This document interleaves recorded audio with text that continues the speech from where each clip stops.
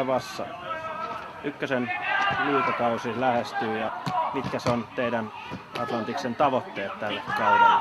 No, me ei olla niistä vielä sen tarkemmin puhuttu, mutta mä luulen, että tällä joukkueella kyllä me siinä taistellaan 4-8. No, minkälaisia henkilökohtaisia tavoitteita sä oot asettanut itsellesi? No, kyllä mä pystyisin pelaamaan joka pelissä.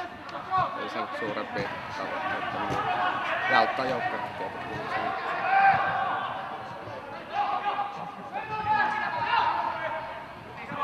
Mitkä sä nimeäsit teidän joukkueen vahvuuksiksi?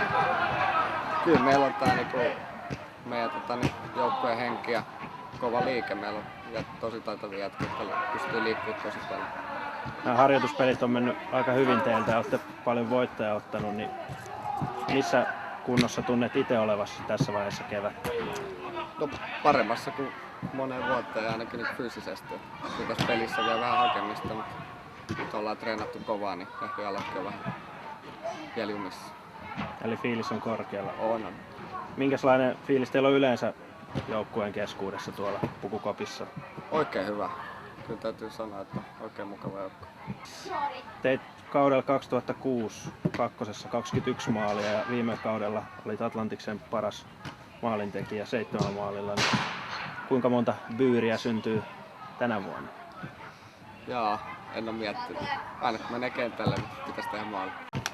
Missä menee Kalle Vasse vuonna 2014 eli 5 vuoden? Jaa, tosi vaikea sanoa. Toivottavasti jalkapallon parissa. Tuskin pystyy pelaamaan. Liiga alkaa 17.4. Finnair Stadionilla vastaan. Tulee klubi 04, niin mitäs mietteitä tuohon kauden avaukseen? Kiva, että aloitettiin kausi aikaisemmin. Tää on Suomessa niin pitkältä harjoituskausi. Eli mieli tekee ja joo, kyllä. Vielä Mieli palaa kyllä sinne. Joo, ja onnea tonne peliin ja koko kaudella. Kiitos paljon. Kiitos.